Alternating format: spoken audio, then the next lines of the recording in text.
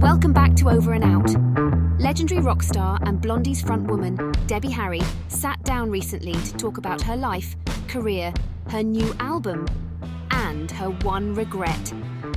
The interview kicks off with a super sweet and unexpected gift for Jimmy Fallon, a jar of honey. This is going to be like special honey for me. It's from my own beehives.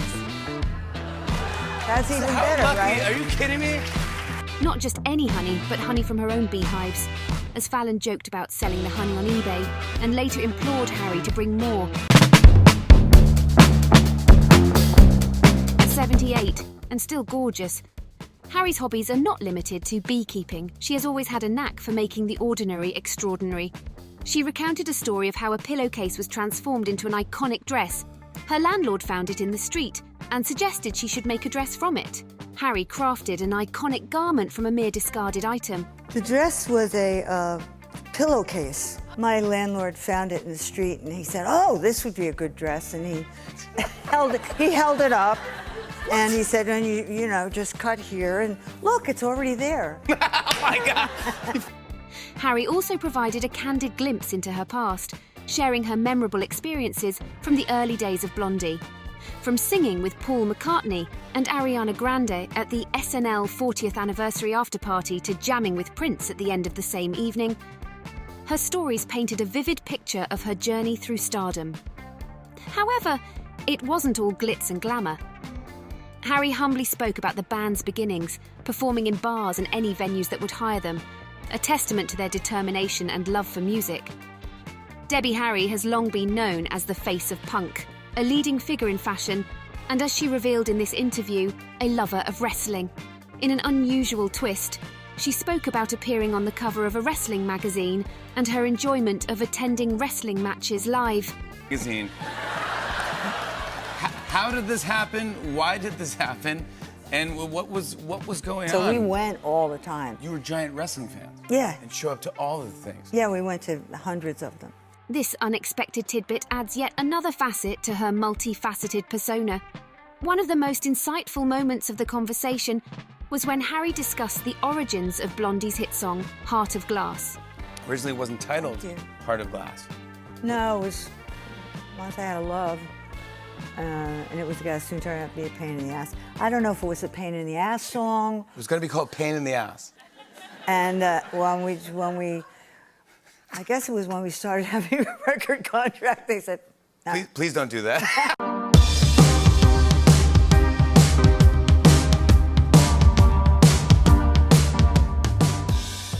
That one regret, don't worry, it's later in the show. Her nonchalant reply when being called an icon was, "It's all a mistake," showing her grounded nature in the face of global fame. You come off so cool, like, yeah, but you're Blondie, you're Debbie Harry, you're an icon. It's all a mistake. It's all a mistake? Yeah. And who made the mistake? Us? Yeah, we chose it right now. Appearing in David Cronenberg's Videodrome, John Waters' Hairspray, Martin Scorsese's New York Stories, and James Mangold's Copland, Harry became something of a cult film star. But there was one project that she severely regretted turning down. Her stint in the film industry largely came in the early 1980s, a period of time when Harry was struggling to look after Chris Stein, her bandmate and lover, after he collapsed on stage in late 1982. "People made a big deal out of the fact I took care of Chris when he was ill," she told the Mail on Sunday, "but I was doing what anyone would do for someone they loved. It was a tough time generally, so I made a few bad decisions around that time."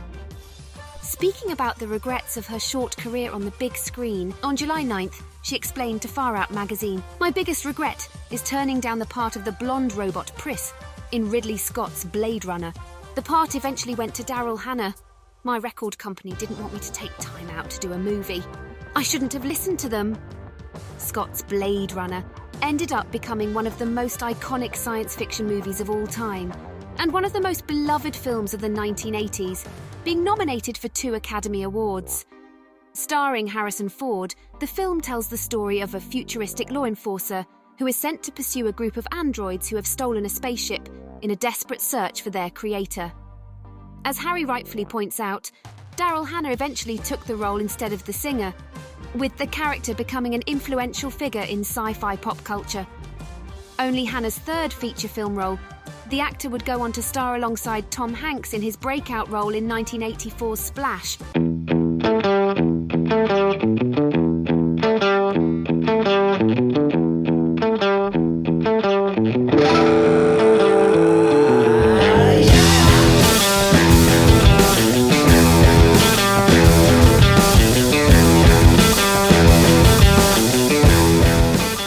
They struck gold in 2020.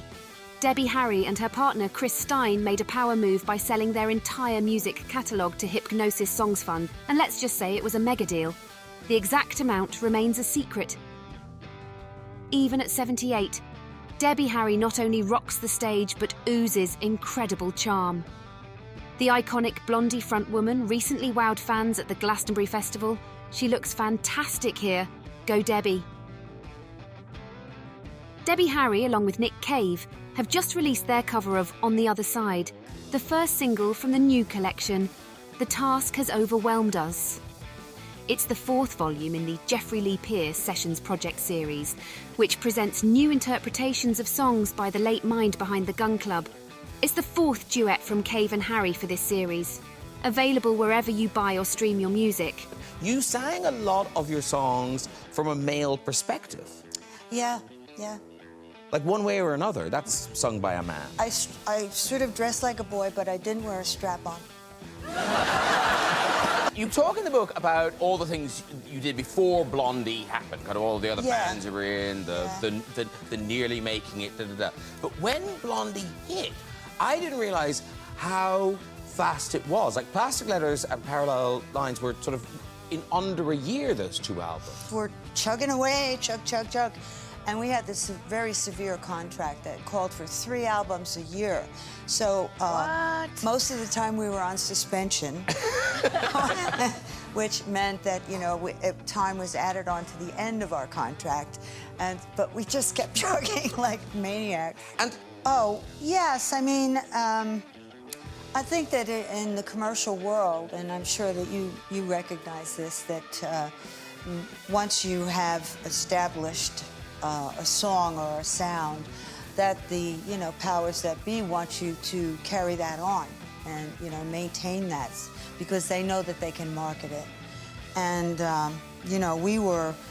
our whole premise was more experimental, and that's how we started. We were very experimental.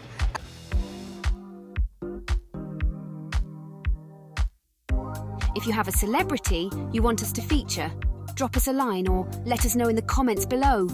Hit the like button, and if you're not already, subscribe. It really helps us out. Okay, that's it for us. Thanks for watching. Over and out. I'm Kaylee.